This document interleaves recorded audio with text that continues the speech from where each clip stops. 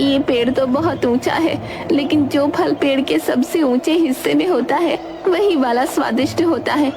इंतजार करना पड़ेगा, जब वो नीचे गिरेंगे तब मैं अपनी नयनतारा को खिलाऊंगी। आपको सबसे ऊंचे वाला फल खाना है ना माँ? ऐसा बोलकर नयनतारा पेड़ पर हाथ रखती है। ऐसा करते ही पेड़ के सारे फल नीचे गिर पड़े। मैं आपको उठाकर देती हूँ सबसे मीठे वाला फल। ये लो, ये वाला फल सबसे स्वादिष्ट है, ये सिर्फ आपके लिए है। लेकिन मेरी बच्ची, ये तूने क्या किया? पेड़ के सारे फल नीचे गिरा दिए। इतने में ही फलों का मालिक वहाँ पहुँचा। मेरा इतना नुकसान कर दिया, मेरे पेड़ के सारे फल तोड़ दिए, मैं तुम्हें छोड़ूंगा नहीं। मुझे माफ कर दीजिए, मेरी बच्ची को भी माफ कर दीजिए, इसकी भी कोई गलती नहीं है, नादान है बेचारी। माफी से क्या होगा? तुम्हें ये सारे गिरे हुए फल को खरीदना होगा। मेरा तो भारी नुकसान हो गया। मेरे पास तो इतने पैसे नहीं हैं। तू बुढ़िया, पैसे भी नहीं और मेरा नुकसान भी कर दिया। तभी वो आदमी देखता है कि नयनतारा ने 3 ताली बजाकर उन सभी फलों को वापस पेड़ों की टहनियों पर टांग दिया। ये देखते ही वो बौखला गया। हवा में उड़ते हुए सारे फल टहनियों की तरफ वापस जाने लगे। अरे ये तो जादू करती है। ये बोलकर वो आदमी भाग गया। तूने दूसरों के सामने अपना जादू क्यों दिखाया? मेरी बच्ची, वो पूरे गांव में ढिंढोरा पीटेगा। चल जल्दी चल यहाँ से। लीला नयनतारा को लेकर वहाँ से भागने लगी और फौरन दूसरे गांव जा पहुँची। दूसरे गांव में वो नदी किनारे कि कोई उसे वहाँ ढूंढ न ले। कल तेरा जन्मदिन है, तू 18 साल की हो जाएगी। तुझ में अकल कब आएगी? तू इतनी बड़ी हो गई है, हमें वो गांव छोड़ना पड़ा। मुझे माफ कर दो माँ, वो सब अनजाने में हो गया। लेकिन अब हम कहाँ रहेंगे? मुझे तो कुछ समझ नहीं आ रहा। तभी नयनतारा नदी के किनारे से कुछ लकड़ियाँ बीनने लगी और हवा में हाथों को लहराते हुए ऐसा लग रहा था कि मानो उसने लकड़ियों को आदेश दिया हो। लकड़ियाँ अपने आप ही काम में लग गईं। धीरे धीरे उन लकड़ियों से एक झोपड़ी बनकर तैयार हो गई। वो झोपड़ी बहुत सुंदर और टिकाऊ सी थी। ये झोपड़ी तो बहुत सुंदर है। अच्छा, तू घर में बैठ, मैं खाना पकाने का कुछ जुगाड़ करके आती हूँ। लीला नदी के किनारे उगने वाली सब्जियों को बीनने चली गई, लेकिन इतने में ही एक अनहोनी हो गई। लीला का पैर फिसला और वो नदी में जा गिरी। नयनतारा, मुझे बचाओ। नयनतारा भागते हुए अपनी माँ के पास आई। नयनतारा को तैरना भी नहीं आता था। वो देखती है कि उसकी माँ पानी के अंदर डूब चुकी है और वो कहीं नजर नहीं आ रही। नयनतारा रोते हुए, माँ, मैं आपको कुछ नहीं होने दूंगी। कहाँ गई मेरी माँ? इस मनहूस नदी ने मेरी माँ को डुबा दिया। मैं इस नदी को सुखा दूंगी। नयनतारा गुस्से में नदी में कदम रखती है और ऐसा करते ही पूरी नदी सूख गई। सारी मछलियाँ फड़फड़ाने लगीं।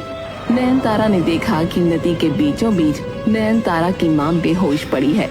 वो फौरन अपनी माँ को उठाकर नदी से बाहर निकली और कुछ ही पलों में लीला को होश भी आ गया। लीला ने देखा कि नदी बिल्कुल सूख चुकी है। मछलियाँ फड़फड़ा रही हैं। ये तूने क्या किया? मेरी जान बचाने के लिए इतने सारे बेजुबान जानवरों की जान लेने पर उतारू हो गई तू। नदी को जल्दी से पहले की तरह कर मेरी बच्ची। माँ, इस नदी ने आपकी जान लेने की कोशिश की। मैं इसमें दोबारा से जान नहीं लाने वाली। मेरी बच्ची, मेरी बात सुन। सब कुछ विधि का विधान है। गलती मेरी ही थी कि मैं नदी के ज्यादा पास आ गई और मेरा पैर फिसल गया। बेटा, तू जल्दी से नदी में फिर से पानी ला। उसके बाद नयनतारा दोनों हाथ जोड़ लेती है। देखते ही देखते नदी फिर से लहराने लगी। नदी में पानी भर गया। माँ, शुक्र है कि आप ठीक हो। खाने की चिंता आप मत करो, वो मैं देख लूंगी। आप चलो घर के अंदर। लीला जानती थी कि नयनतारा में बहुत ज्यादा शक्तियां हैं। नयनतारा अपार शक्तिशाली थी और अब वो 18 साल की होने वाली थी। कल सुबह होते ही मैं नयनतारा को सारी सच्चाई बता दूंगी। नयनतारा को अपनी शक्तियों का अभी एहसास नहीं है। अगर ऐसा ही रहा तो कहीं उसके हाथों कोई अनहोनी ना हो जाए। मुझे उसे सच्चाई बतानी ही होगी। अगली सुबह हुई। जन्मदिन की ढेर सारी बधाई हो मेरी प्यारी सी नन्ही परी। अब तो मैं बड़ी हो गई हूँ ना माँ। अब आप मुझे नन्ही परी क्यों बोल रही हो? मेरे लिए तो तू हमेशा नन्ही परी रहेगी। आज तू 18 बरस की हो गई है। मैं तुझे तेरी जिंदगी से जुड़ा एक बहुत बड़ा सच बताना चाहती हूँ। मेरी बात ध्यान से सुनना। मैं तेरी माँ नहीं हूँ। ये कैसा मजाक है माँ? तेरी माँ का नाम था तारावती। वो तुझे जन्म देते ही मर गई। गांव वालों ने मार डाला उसे। तेरी माँ ने कभी किसी का कुछ नहीं बिगाड़ा था। कोई नहीं जानता था कि वो कहाँ से आई है, तेरे पिता कौन है। ये सारे राज तेरी माँ के साथ ही चले गए। तेरी माँ तुझे मेरे दरवाजे पर छोड़कर गई थी। तब से मैंने फैसला किया था कि तुझे कभी भी ये सच पता नहीं चलने दूंगी। मुझे डर था कि कहीं ये सच जानने के बाद तेरे मन से मेरे लिए प्यार कम ना हो जाए। मेरे लिए ये मान पाना बहुत मुश्किल है माँ कि आपने मुझे जन्म नहीं दिया, लेकिन माँ तो मेरी आप ही हो। मेरी वजह से आप गांव वालों से लड़कर गांव छोड़कर यहाँ रहने आ गई। मुझे अकेले पाल पोस कर बड़ा किया। नयनतारा अपनी माँ के गले लग गई और खूब रोने लगी। अब मेरी बात ध्यान से सुन। तेरी माँ कोई आम इंसान नहीं थी। जैसा कि मैंने कहा कि कोई नहीं जानता वो कौन थी, और अपनी माँ की तरह ठीक तू भी कोई आम लड़की नहीं है। तू एक जादुई लड़की है। तेरी शक्ति दिन ब दिन बढ़ती जा रही है। ये जरूरी है कि तुझे तेरी शक्तियों के बारे में पता हो, तुझे तेरी ताकत का अंदाजा हो। कल जब तूने नदी को सुखा दिया तो मुझे पता चला कि तेरे अंदर की जादुई शक्तियाँ मेरी सोच से कहीं गुना ज्यादा हैं। कोई तेरा गलत इस्तेमाल ना करे, इसलिए तुझे मजबूत बनना होगा और अपनी शक्तियों पर काबू करना सीखना होगा। कि इतने में ही नयनतारा के कानों में आवाज गूंजने लगी। वो आवाज तारावती की थी। नयनतारा की आंखों के आगे वो सारा मंजर आ गया जब उसकी माँ को पेड़ से बांधकर जलाया जा रहा था। नयनतारा का बदन लाल हो गया और अचानक से ही उसके कंधों पर पंख आ गए। ये तुझे क्या हो रहा है मेरी बच्ची? ये पंख, तेरा बदन। नयनतारा पूरी तरह एक परी में बदल चुकी थी। माँ तारावती को पेड़ से बांधकर जला दिया गया। उस सब मैं अभी अपनी आंखों के सामने होता हुआ देख रही थी। मैं किसी को नहीं छोड़ूंगी। मैं उस गांव में तबाही ला दूंगी, सब कुछ जलाकर राख कर दूंगी। ऐसा कहकर नयनतारा अपने पंखों का इस्तेमाल करके उड़ चली। मेरी बात तो सुन मेरी बच्ची, वहाँ खतरा है। नयनतारा फौरन गांव पहुंची। लीला भी नयनतारा के पीछे पीछे भाग रही थी। लीला बहुत बुजुर्ग हो चुकी थी, इसीलिए वो पीछे रह गई। जब तक लीला गांव पहुंची, उसने देखा कि चारों तरफ तबाही मची हुई है। लोग इधर से उधर भाग रहे थे।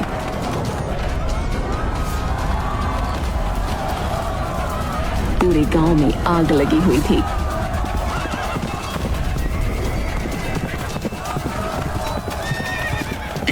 ये कैसी राक्षसी है हमारे गांव में? सैनिकों, जल्दी हमला करो। लेकिन नयनतारा कहाँ किसी के हाथ आने वाली थी। नयनतारा आग की बरसात करने लगी, कभी पत्थर तो कभी तीर। नयनतारा के मन में बदले की भावना का कोई अंत नहीं था। मेरी बच्ची मेरी बात सुन। इन गांव वालों और तुझ में क्या फर्क रह जाएगा? जो इन्होंने तेरी माँ के साथ किया, उसका बदला तू इस तरह से ले रही है। ये सब देखकर तेरी माँ को बहुत बुरा लगेगा। तेरी माँ को इन्होंने इस गलतफहमी में मारा कि वो एक बुरी औरत थी। वो उनके लिए खतरा बन सकती थी, लेकिन वो असली खतरा तू क्यों बन रही है मेरी बच्ची? तू ऐसी नयनतारा नहीं है। लीला की बातें सुनकर नयनतारा अब होश में आ रही थी। उसने चारों तरफ की आग को बुझा दिया। सभी लोगों के घरों को पहले की तरह ठीक कर दिया। महाराज, मैं आपसे प्रार्थना करती हूँ, मेरी बच्ची को कुछ मत करना। उसने अपनी गलती सुधार ली है। महाराज भी सैनिकों को इशारा कर कदम वापस लेने को कहने लगे कि इतने में ही आसमान नीला पड़ गया। बादल गरजने लगे और इसी के साथ एक तेज रोशनी से कुछ परियां निकलकर बाहर आने लगी।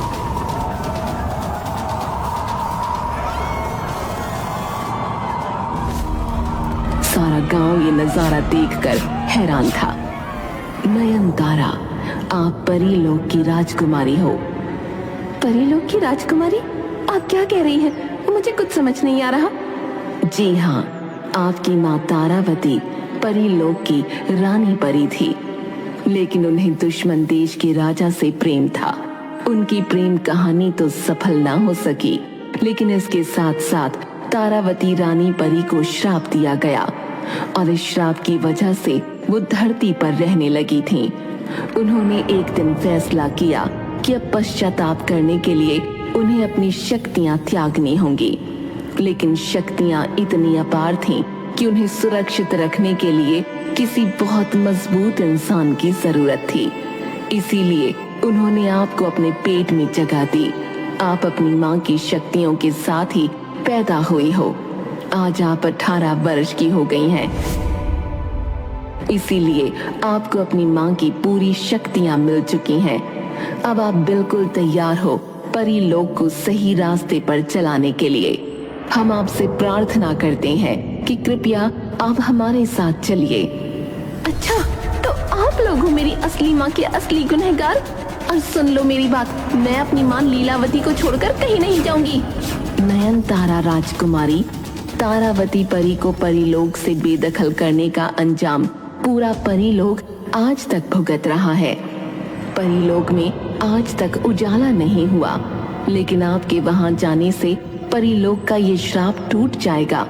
कृपया हमारे साथ चलिए। मेरी प्यारी बच्ची, मैं जानती हूँ तू मुझे बहुत प्यार करती है, लेकिन तेरी जगह ये नहीं है मेरी बच्ची। यहाँ इंसान है, और जहाँ इंसान है वहाँ बहुत पाप है। वैसे भी तू परीलोक की राजकुमारी है, तेरी असली जगह वहीं पर है मेरी बेटी। तू मेरी चिंता मत कर। क्या मैं अपनी माँ लीलावती को लेकर परीलोक आ सकती हूँ? आज से आप ही रानी हैं। आप जो चाहेंगी परीलोक में वही होगा। नयनतारा बहुत खुश हुई और आसमानों की तरफ उड़ान भरती है। और तभी एक टिमटिमाते तारे की रोशनी की तरह वो कहीं गायब हो जाती है। गांव वालों ने बहुत बड़ा पाप किया है। तारावती को जान से मारकर। वो तो बेचारी निर्दोष थी। सभी को कर्मों का फल मिल चुका है। और उस दिन के बाद से नयनतारा अपनी माँ लीला के साथ परीलोक में हमेशा हमेशा के लिए खुशी खुशी रहने लगी। जादुई लड़की की कहानी अब पूरे गांव में प्रचलित हो चुकी थी। यहाँ तक कि आसपास के 7 गांवों में भी जादुई लड़की की कहानी कई सालों तक जिंदा रही।